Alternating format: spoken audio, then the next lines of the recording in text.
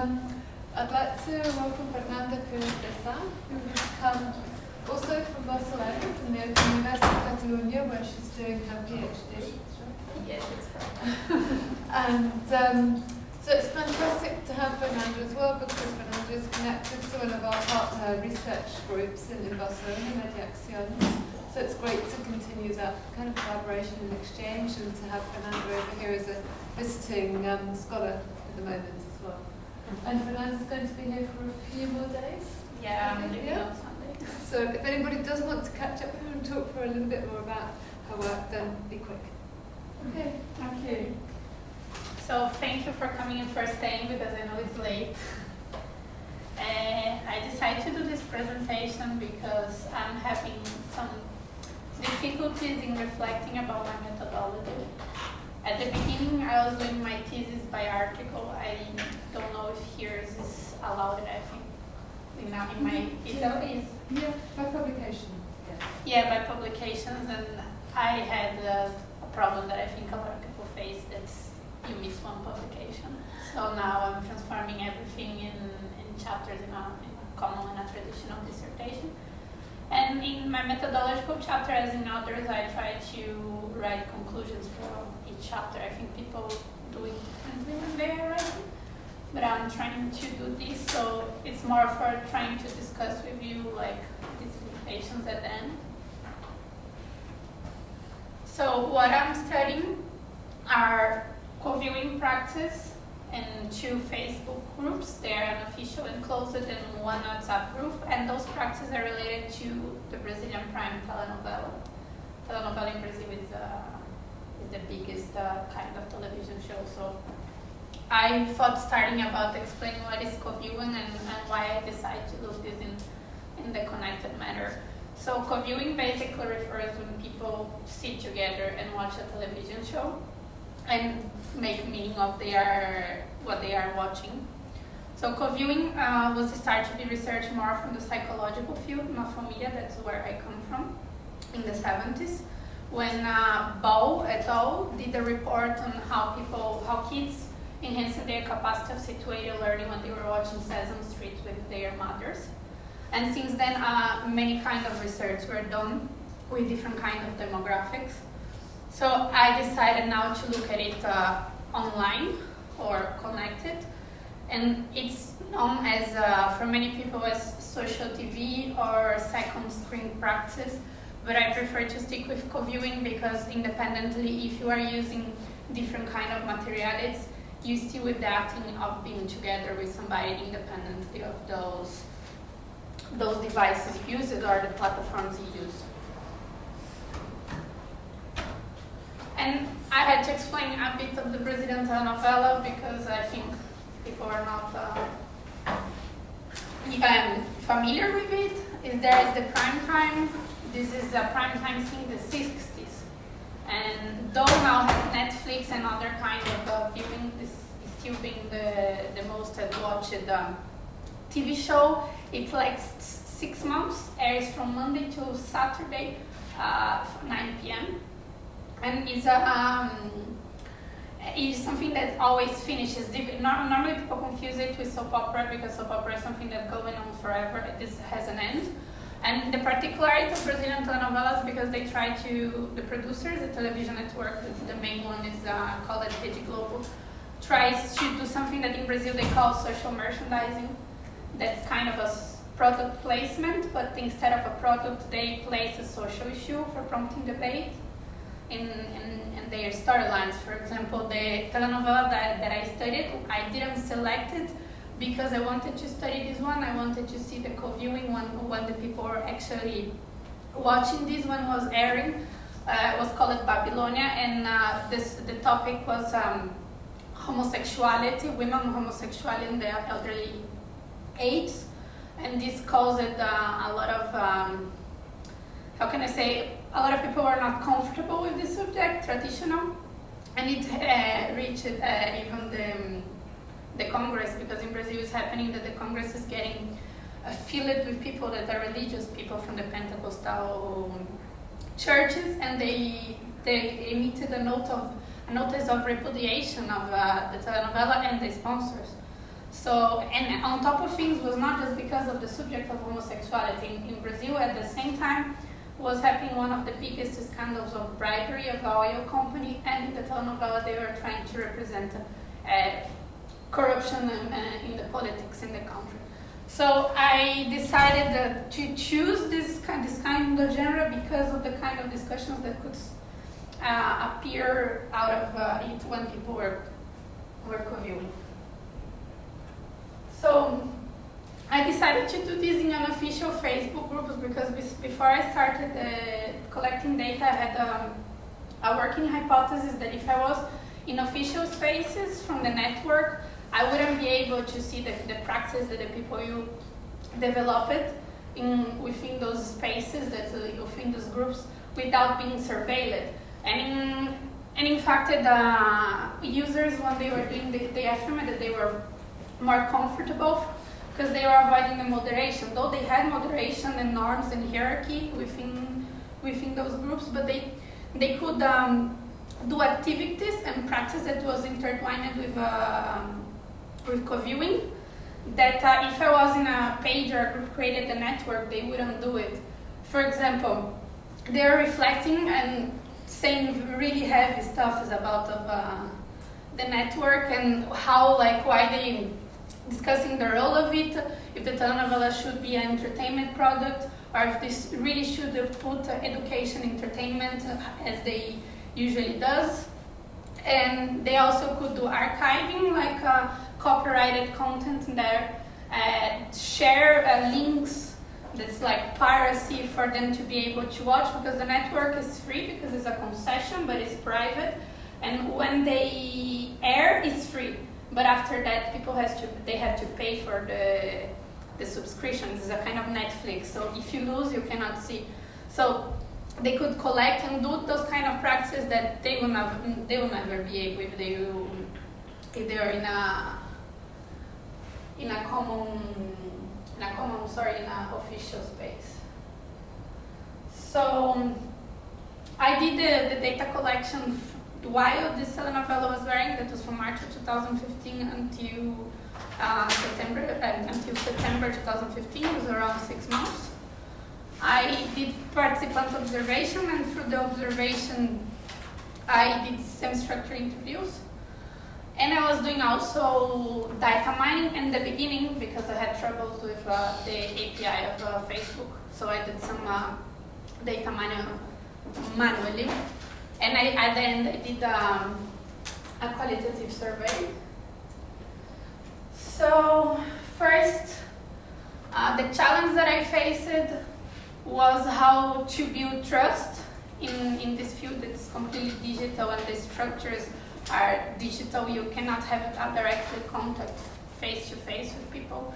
So the first thing I did was to create how can I do it? Facebook page project.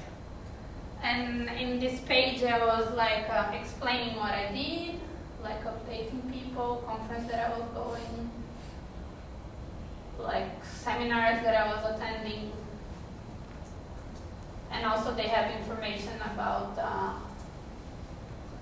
the research group that I was part from. So I did use my real profile to speak with group owners and with the administrators. But the Facebook page was using the kind of same language, the same platform to be able to establish a kind of trust. So first thing I had to ask permissions, because those pages, they required that I was accepted, because they were not just unofficial, they were closed groups, so they were not that anyone can get in. And after I was approved by them, explained it to them, I decided to post often to be acknowledged, because the groups, they were growing all the time, so it was complicated. I couldn't just post one time and say, look, I'm doing this. And so I was trying to do often that, look, my name is Fernanda, I'm part of this group, I'm doing this research. Is somebody against? I'll be extracting data. If you are not okay with it, can you please contact me? I will not use your information, all those kind of ethics steps. And the WhatsApp group was not something that I was expecting, that suddenly appeared. In one of the groups that I was, because there were just two, some users decided they would create a WhatsApp group and just said, you need to give your number if you want to be part of it. So I gave my number. When I was inside, I did the same, explaining who I was, send again the Facebook page, and start to be part of the group. Then I had to face the different norms in each group. There are, as I said, both closed groups, and you would need to have a pre-approved, but they had difference. One of them, after you were approved, you could post anything, except if, for example, if you were posting something that was harming the users, the administration would ban you, but if not, you could just do whatever you want. And the other one was moderated by one administrator. It was a kind of censorship. You couldn't say anything without his supervision, except the comments, because the comments after it was posted, he didn't have any control. So I had a temporary exclusion of this group because of my Facebook page. I was in a course in the IN3, that is an institute of my university, that was teaching you how to do data science and extract data from Twitter. And I did a mistake, I don't know if it was a mistake, but I put that I was learning how to extract data from Twitter. And some minutes after, I was not in the group anymore, and I decided to speak with the administrator, because as I was using my real profile, I had some of the users as my friends, and I have contact with them until now. So I spoke with him, and I had a lack of understanding of his part about privacy, not from my side. He was, of course, worried about what I would do, though I had explained that I was doing a research and had the conversation in advance.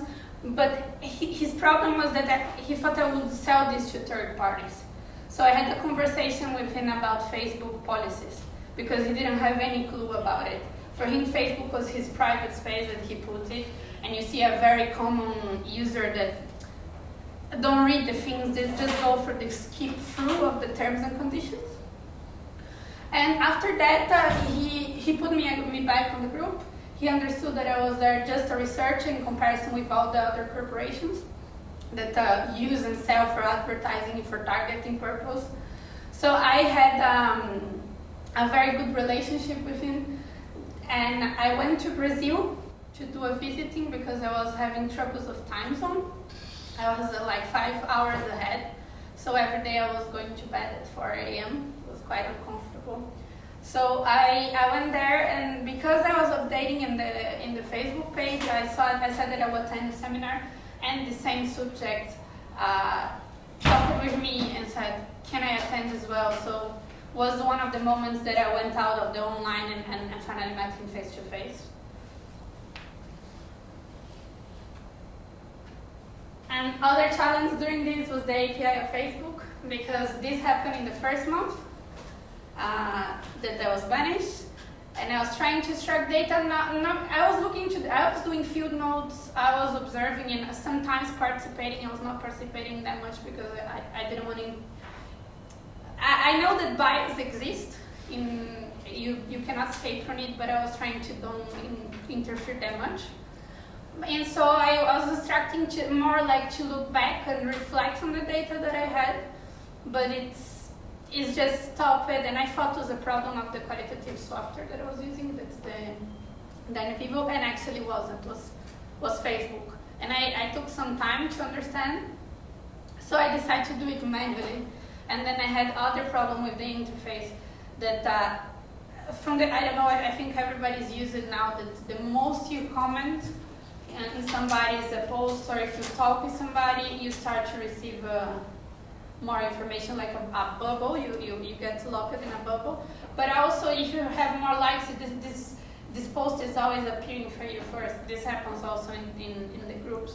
So I had to be very quick when I was seeing something that was very important to just copy and paste, like manually post, because if not, it's very hard to retrieve nowadays using Facebook. And because of this massive amount of data that was all the time appearing and going on, I had to do this. And on WhatsApp was similar, but the problem with WhatsApp was the people, different than Facebook, that they are more concentrated in the times of their, on Facebook, on WhatsApp, they were talking the whole day.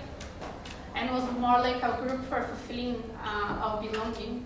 They were sending voice notes and like, hello, how are you, good morning group, and this kind of things. So if I had to do any activity, or if I go to sleep, I woke up with like 500 messages. So it was another challenge for me. I tried to read, sometimes I tried to engage, but they continue. It was less people in the group, but I don't know, I think it's much easier to just send in a WhatsApp, like, so you send an emoticon and then go. So this was another challenge I did. And the other was about inactive users. When I was doing the survey, after I did the interview, I decided to do the survey. And I had the idea that I had to contact the people, everybody. I post, of course, look, I'm doing the survey, if you can answer. But I decided to send messages privately, what was a craziness, because inside of those groups, every day had more people. So it was not very controllable, but in a way, it was useful because I sent and some people said, look, I didn't even know that I was inside it. Some friends of mine, they just added me. It's not that I don't know what is Telenovela, it's not that I don't know what is a Facebook group, but it's the first time that I realized, because you sent me a message, that I'm within this. So normally in fun theory, they always talk about lurk, but in this case, they were not even lurking, they were just there because somebody added. So this is another challenge that the platform, because if you just add, if you don't realize you're just there. And another point that I think is common, as I read in literature of online research, is that connection and mobility issues. And when I was doing interviews, I was very excited to do Skype interviews, but nobody used Skype from my users. So I asked what was better, so they suggested to do on Facebook Messenger and just on one side, let's do via WhatsApp. So I had to do this, make an appointment, a date, a time, and we did it, but they are most of them using mobile phones and using 3G networks, and of course, didn't work out, like some yes, but others that you have to do in 2 times or in different days. So, yeah. So the concerns that I'm trying to reflect on it after doing this, I try to be short in the talk because I know everybody's tired. It's like, how am I able as a researcher to ensure that the participants are truly informed in this big mass of information? And how to be everywhere, because I had to be everywhere and nowhere while researching, and what are the implications of it. So I'm trying to reflect on it, so if somebody has any like recommendation of how can I say authors, or any recommendation or any comment around around those 2 questions, for me would be very useful. And I don't know how to make it bigger, but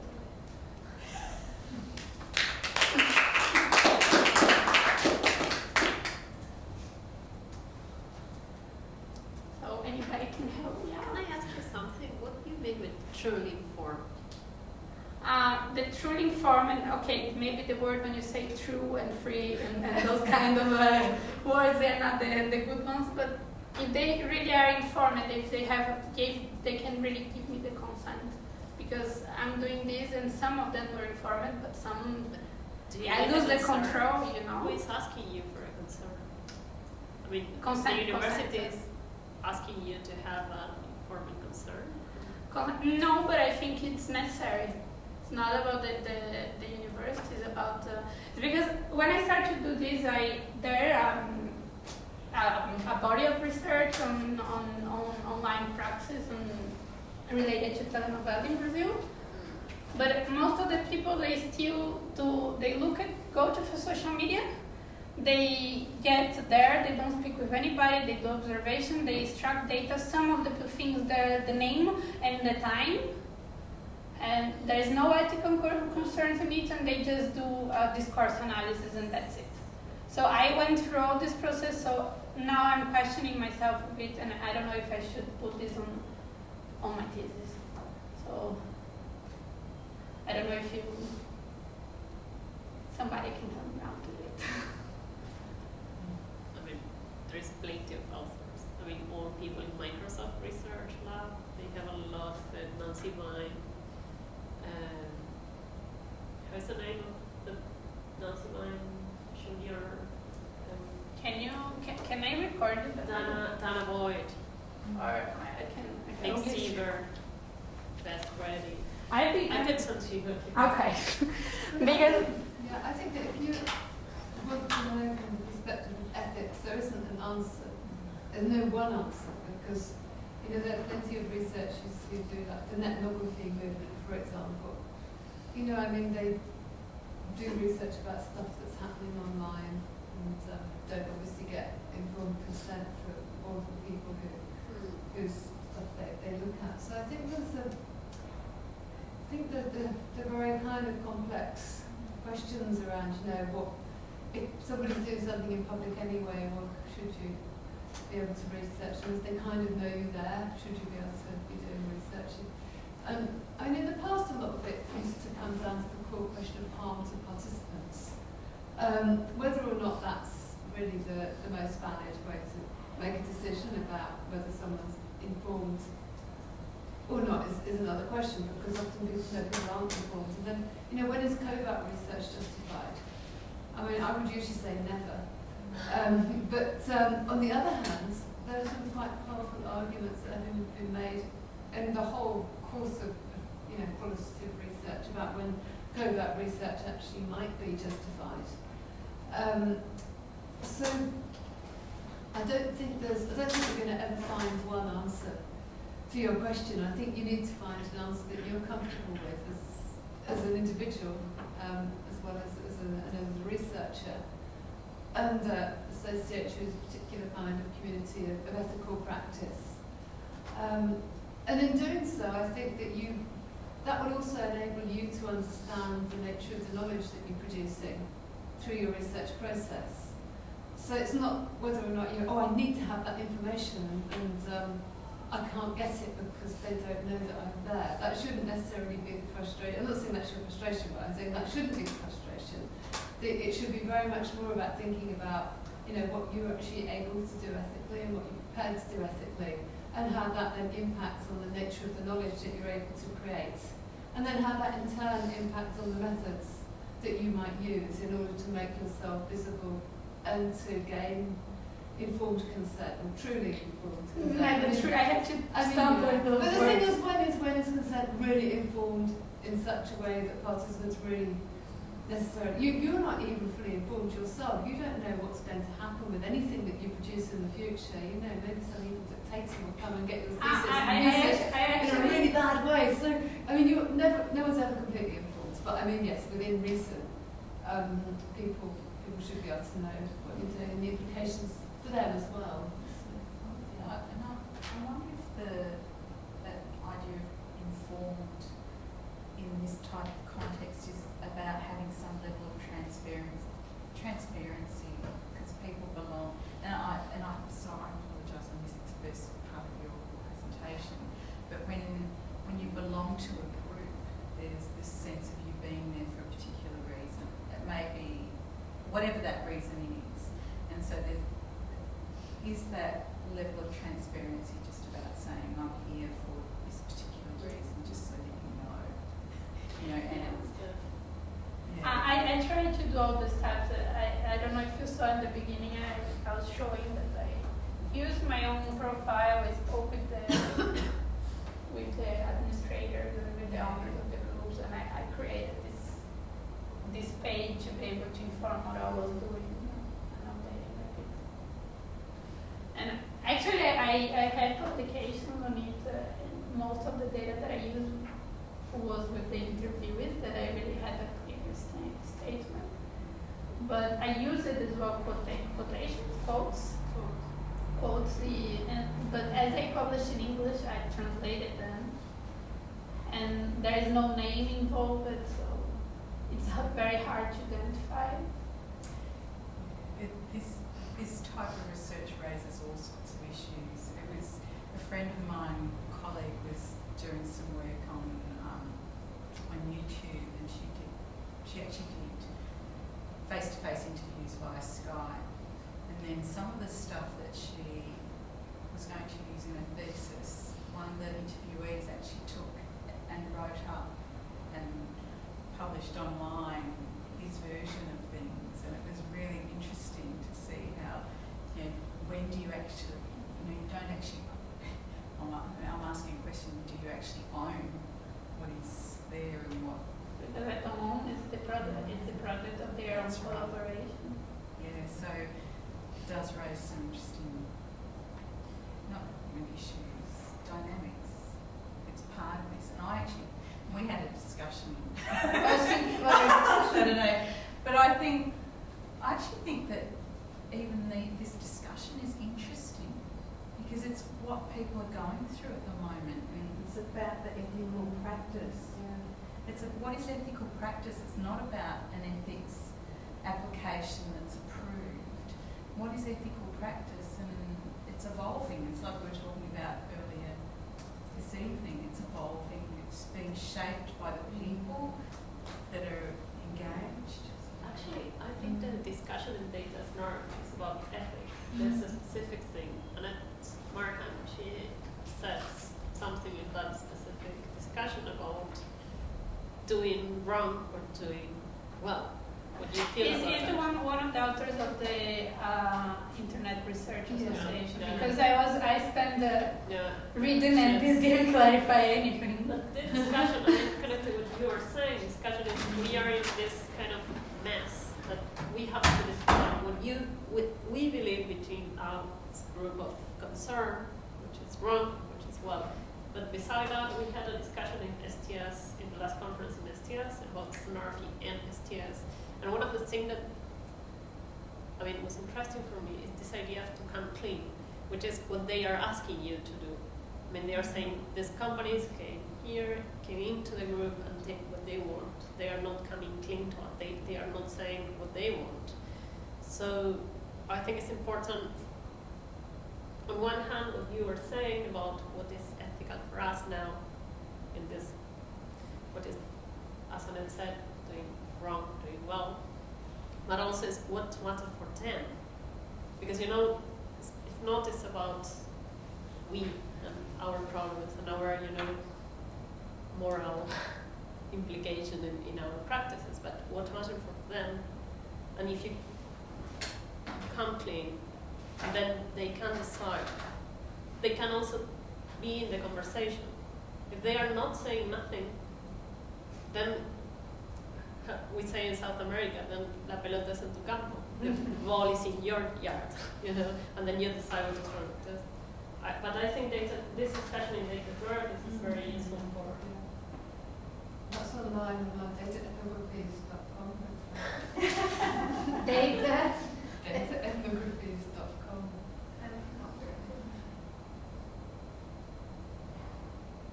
And then I have a very,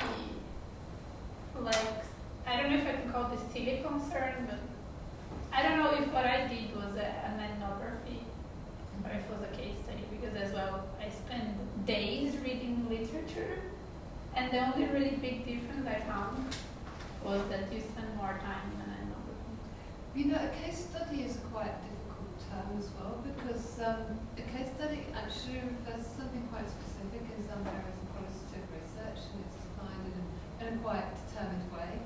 And I didn't even realise that until I had called these case studies occasionally, and I'd had reviewers criticise the case study, and I thought, well, it's not actually, and I realised that it actually refers to something very specific.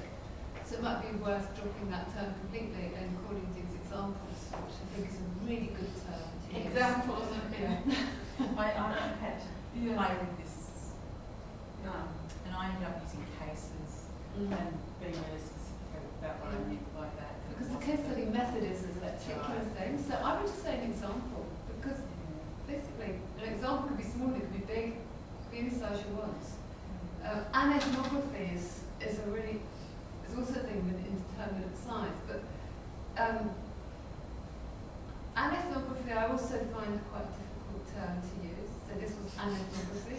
No, ethnography or online. Ethnography, yeah. Because there is a lot of Yeah. criticism. But ethnography as well as, I mean, yeah, I don't know if I went to a really interesting talk by Rob Kosinets, who invented, well, didn't invent ethnography, but who wrote the book called Ethnography. What's it called in it? Yeah, and he's interesting because he's a really great speaker, and he actually gave a talk about branding. The talk was about branding, and he works in business and marketing kind of context. He also comes from anthropology, I think, to a certain extent, but it was about how it's about the branding of the concept. So a lot of these things are not necessarily, they're not actual things or predetermined methods necessarily. It becomes the branding of a way of doing things that then becomes connected to a person who is the person who wrote the book. And then it becomes promoted as an approach.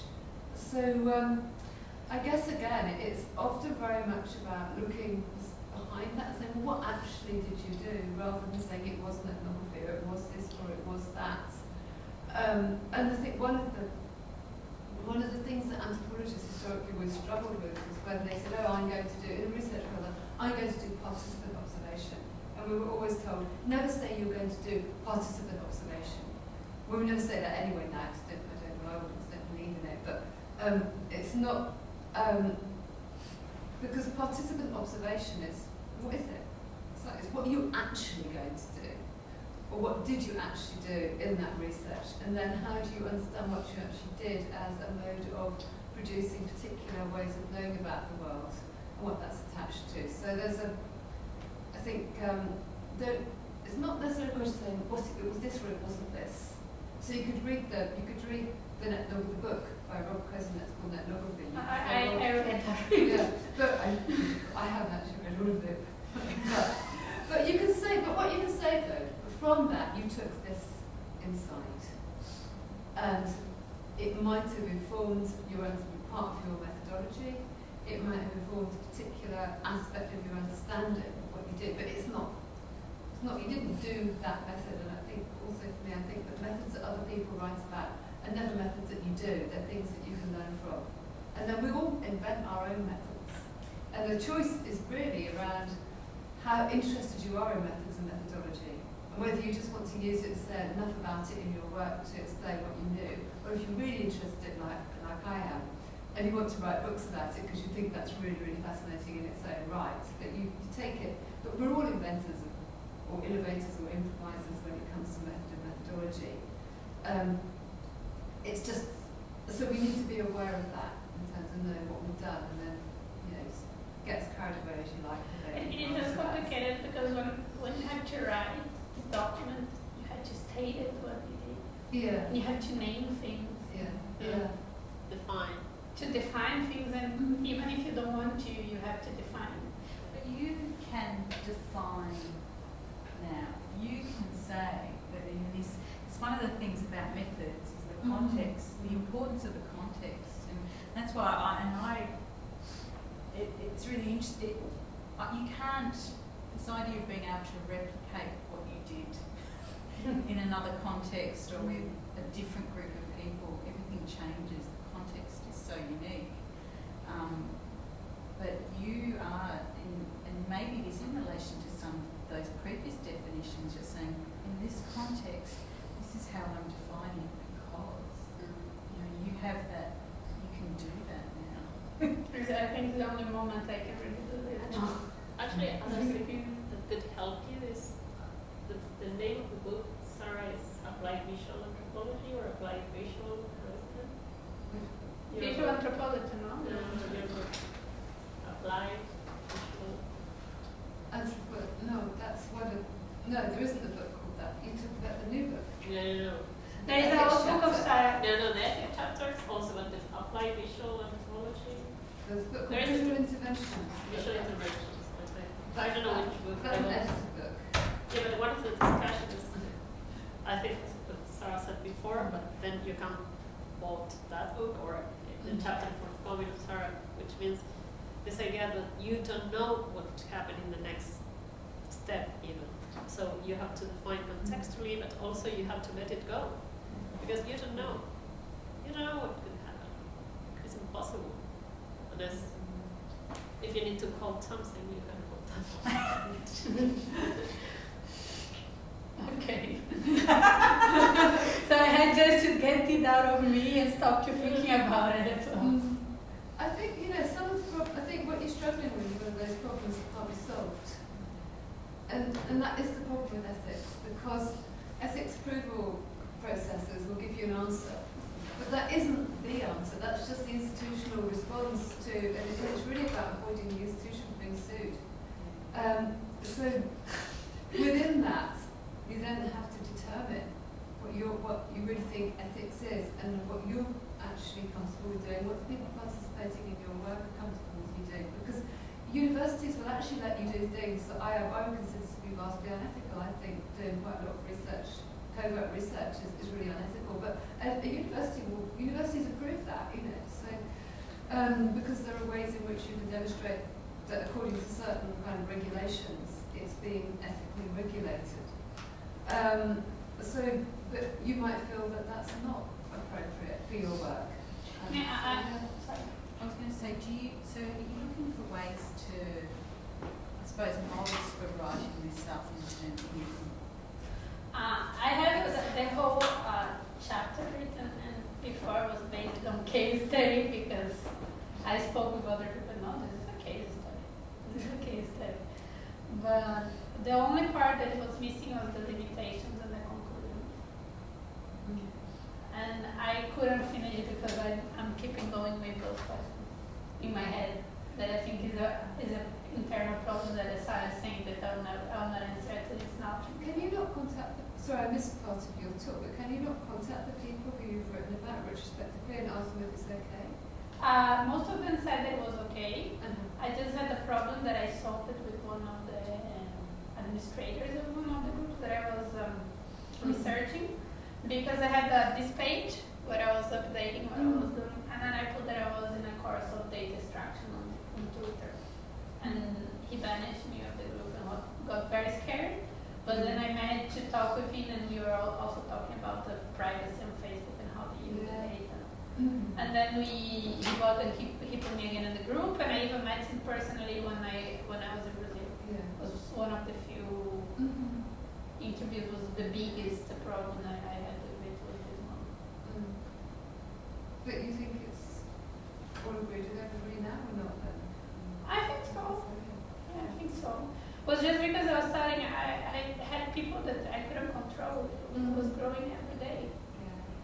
The group reached then 5,000 people. That's the problem. How do we do qualitative research and you are okay with that when you cannot control the environment?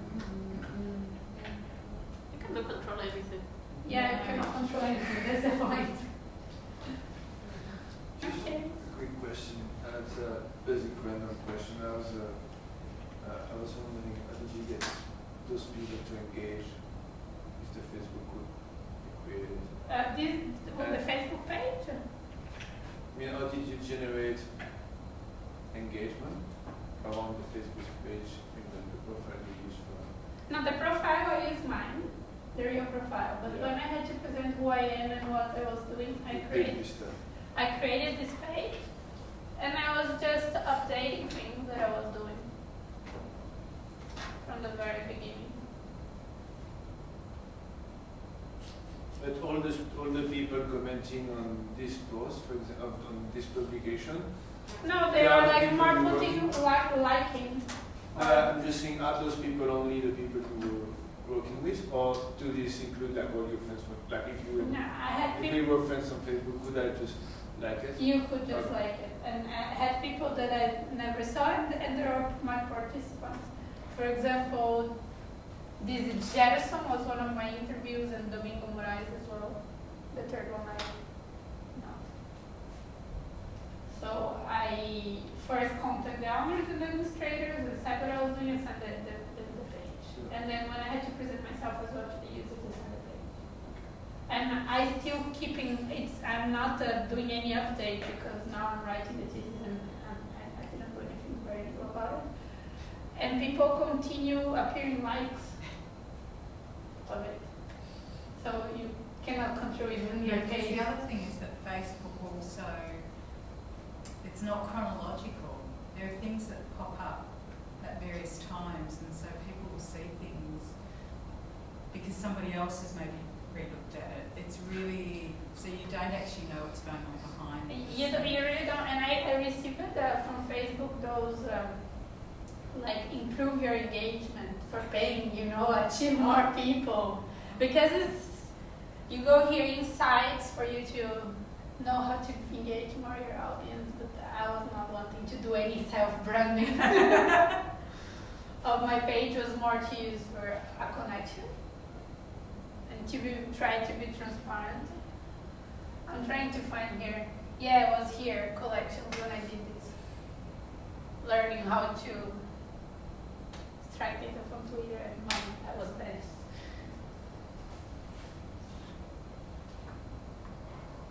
Okay. Thank you. One question, real quick. Did you manage to do this interview on Messenger? To keep the people in the interview? I mean, it's like as you were saying with Skype, like you can do Skype with someone and you don't really know if the other person is just recording you as much as you do. But the question was that I did some interview on Skype or something. That was kind of hard to maintain the attention of the other people and to keep the other people into a conversation. So you needed to be really entertaining to kind of compensate what you were missing in using it. But like, was something like since you said that those people spend a lot of time on Facebook or Messenger through the phone. So did you conduct the interview via Messenger while they were using the phone? Yeah. So did you like schedule a specific time, or were those people just like popping in and up and just No, connected? Or? I scheduled the time with them. Some of the interviews were great. We were talking. I had a script because it was semi-structured. Yeah. So I tried to follow the order, but if they engaged with the conversation and were answering my question, I don't know, 10, I tried to go according what they were telling me because it was semi-structured. But with other people, they said, my internet's very bad. I had to talk with you in 1 hour, or got disconnected. Sorry, I lost my internet. I was moving from my home to my university. This kind of things. So I did in different times in the same day, or I had to ask, are you okay for tomorrow at 4 continue doing the interview? I am okay. And sometimes I just say, hello, are you there? Can we do? And I don't know, I'm not be able to continue now. So some of them was very uncomfortable because of the connection and the mobility of people. And I was excited about doing Skype, but nobody uses Skype. So. No, it's just seeing like remember doing Skype interview and you can see the people using the email while doing it. Just like shit, this is going wrong. How many people did you have on the Skype interview though? So again? How many people were you interviewing? One person at a time or so? No, just one at a time. Oh, But that's when you cannot use the But I wonder if that's what people would want to do when they're on Skype. They'll have their screen and then they do it, so they're talking to somebody, but they're also browsing and doing other things. So that's a behaviour thing, the way people use. Yeah, obviously, but I was wondering like if you do this on your phone, just seeing like the quantity of things you do on your phone at the same time. I could more than one thing at once. I could see something. Do you know this thing when you are writing on Facebook appears typing? And when there was no typing, I was worried like, oh, they will continue the connection. I'm gonna. I was seeing this because it's just really frustrating when you do an interview and you see the other person just disconnected. And yet, see, I actually, and maybe this is just from where because I had to be very, I had to defend my thesis in a way where I had to really make things explicit. And so I listened to you and I'm thinking, these are not just problems that you encountered, these are actually very interesting findings in the way the research is conducted, the kinds of things that people might experience if they're doing this type of research. It's a part of the way we do things and the things that we need to be aware of when we're doing this, working with technology. It isn't, what is a limitation? It's not a limitation. It is part of the way, it is the behaviour that we all have when we work on technology. So I'd be saying, think about how you report it. It's really interesting. It's important. It's worth even just bringing in somehow, maybe making it part of the discussion. I don't know. I just think if we don't report these things, then it all looks like it happened really nice. And it doesn't. It's messy. It's like the ethics. It's messy. This thing that I discovered that there are inactive users is interesting because they always talk about people lurking, but not that people are not there. They're just put on there. Yeah. Actually, that's another thing. We tend to believe that others are like us. Yeah, and that it happens all the time with me. I mean, every time that I did an interview with a techie, they were writing code at the same time that talking with me, and it was like always doing something different because if not for them, it's loss of time. And I have to go with this because it's what they do. I mean, if I have an interview, I will dress up myself and put into the thing. They were like, whatever. And also, what I think is interesting is, I don't know who said that, you don't know if they are recording you. You don't know nothing about them. Working with techies and realized that they could go to my computer without my approval. And many times happened that I'm doing something and I have something appear, like any software, with a guy saying, "Hi, Deborah, where are you? I remember, hi." Even friends, Maxigals, he does all the time. And he appears like with a software that he activates from abroad. It's like, and they are, I mean, it's this also because I think sometimes with all this online methods, whatever, one of the things that happen is, in my opinion, we paternalize people. Like, they have our skills, they could do, I mean, they are like something to take care and something that, and sometimes they are like Facebook users more than you, and they know more than you what is going on. And I actually discovered with one user why, because I was reading other articles that about the telenovela groups, that when the telenovela is over, they move it to another group and then start to migrate. And then I discovered that this is not because of the telenovela, it's because the group, if you reach it more than 5,000 users, they don't allow you to change the name. So as they cannot change the name for the next one, they create a new one. And it was because the administrator knew it better than me, because I don't have any group that I